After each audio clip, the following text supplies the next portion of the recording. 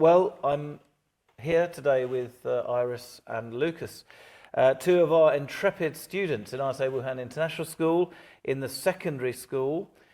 And the reason I mentioned the word intrepid is because they participated in the famous ISA Academy English speaking and debating competition, which drew many different schools, international schools and bilingual schools, from around southern China and central China to compete for the top awards.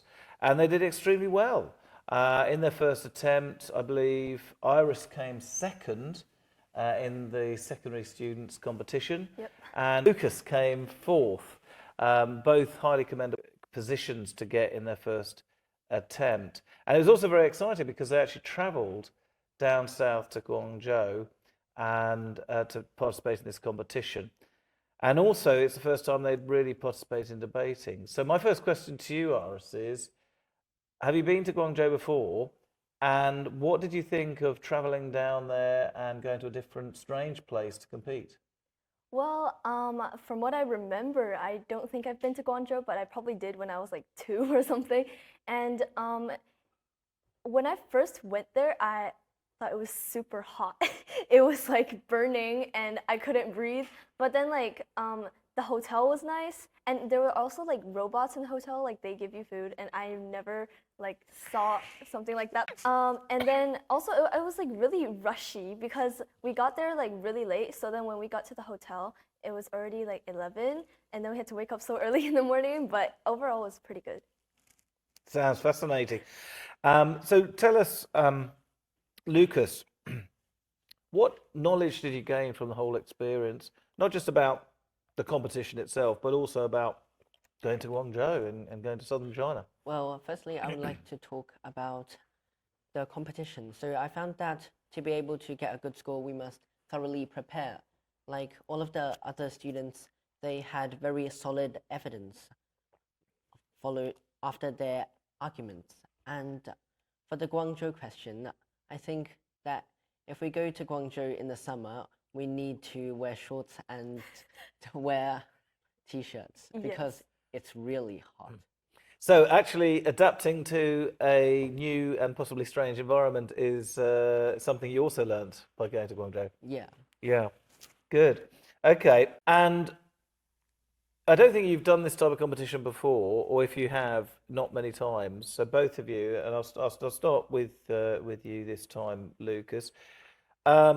What was your initial feeling, when you saw the competitors and you're in this new school and you're about to go on stage, and if you had any fears, how did you sort of conquer those fears or manage yourself to perform to such a high level as you did?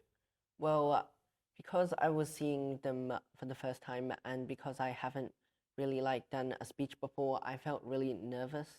And so when I got there, I was basically trembling, and the way I conquered those fears was by taking some deep breaths. At first, it just made me feel more nervous, but later on, I got more and more calm.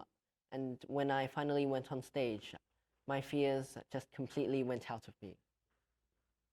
That's great to hear.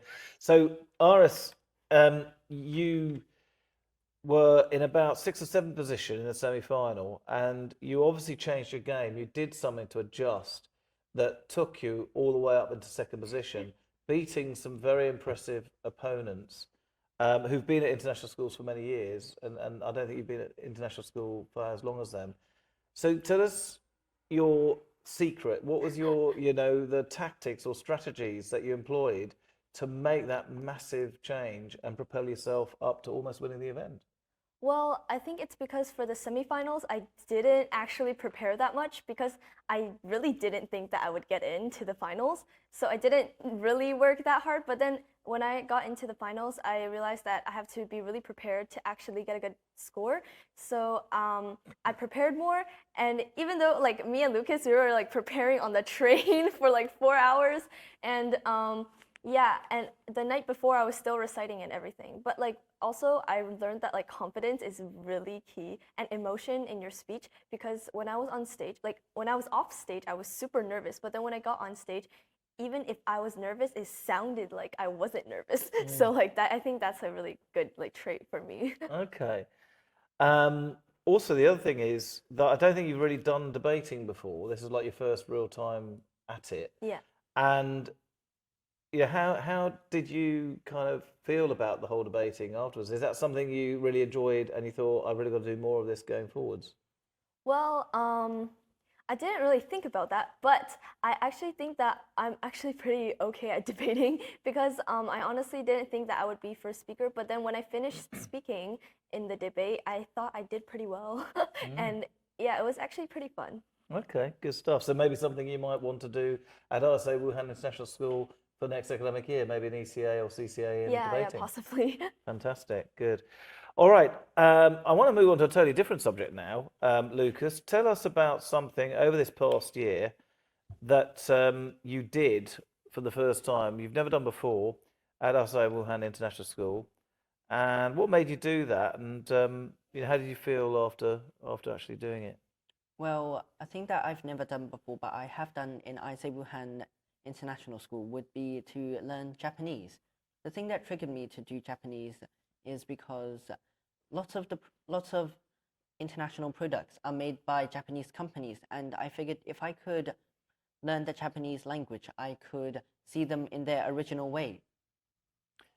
So, what would you say in terms of the positives about Japanese culture that let's say you don't see as much in Chinese culture?